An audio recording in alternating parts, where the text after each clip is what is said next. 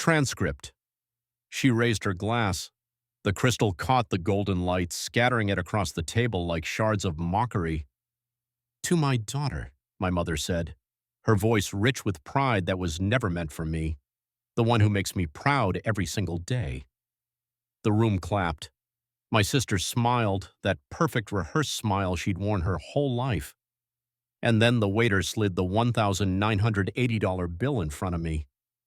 Everyone fell quiet. My sister's smirk barely moved, but it was enough. That was her way of saying, "You'll pay for daring to exist." I stood up. My chair scraped the floor, slicing through the silence. They all turned to look at me. My mother, my sister, her fiancé, the cousins who'd learned long ago which side was safer to be on. I took a breath and smiled. "Sure," I said softly. "I'll take care of it." But they didn't know I already had. There was a time I thought family meant love before I learned it meant leverage. My sister Laya was the golden child. Effortless charm, effortless lies. She could cry on command, apologize without guilt, and smile while stabbing you in the back.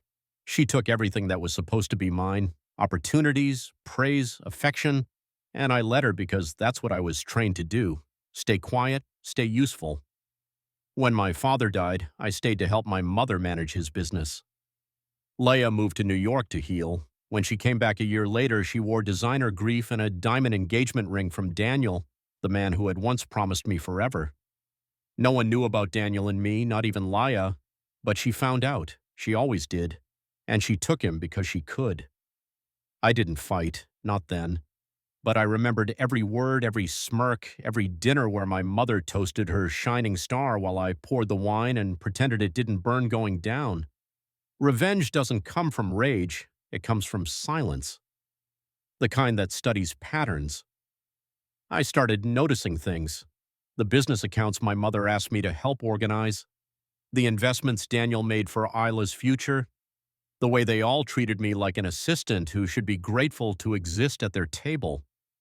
So I started listening emails, conversations, bank transfers. Daniel's firm was quietly channeling funds through my mother's company under Laya's name.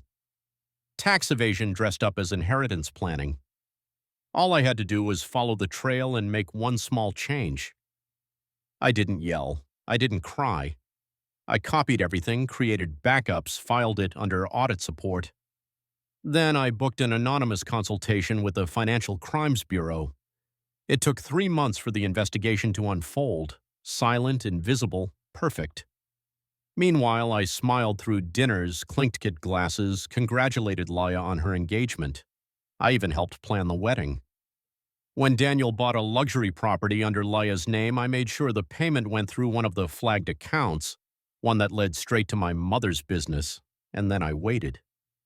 The restaurant was warm, candlelight soft, the kind of place where people believed money meant class. Leia toasted herself before anyone else could. Family and success, that's all I've ever wanted.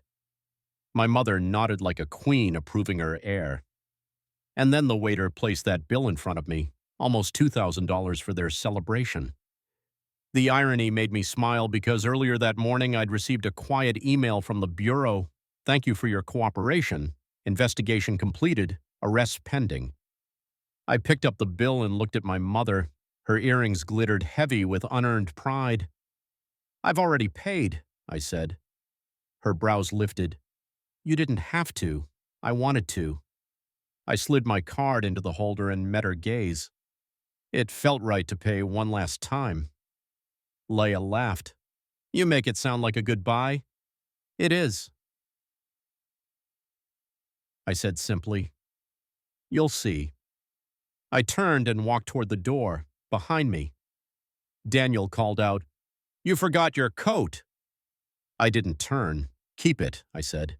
"You'll need it where you're going." The silence that followed wasn't confusion. It was fear. Because for the first time they realized I wasn't joking. The next morning the news broke. Tax fraud, money laundering, arrests pending. Laya's engagement was postponed. Daniel's firm was under federal review. My mother's accounts frozen. I sat on my balcony, coffee in hand, watching the sunrise paint the sky. For once, it felt warm. Not because I'd won, but because I'd stopped losing. People always say revenge doesn't change anything. They're wrong. It changes everything. It brings balance. I never raised my voice. I never threw a punch. I just handed them the rope and watched as they pulled it tighter around themselves. Now, when I think of my mother's toast, she's the daughter I'm proud of. I almost laughed because she was right. She just didn't know which daughter she was talking about. My mom toasted, "She's the daughter I'm proud of." Tasanti.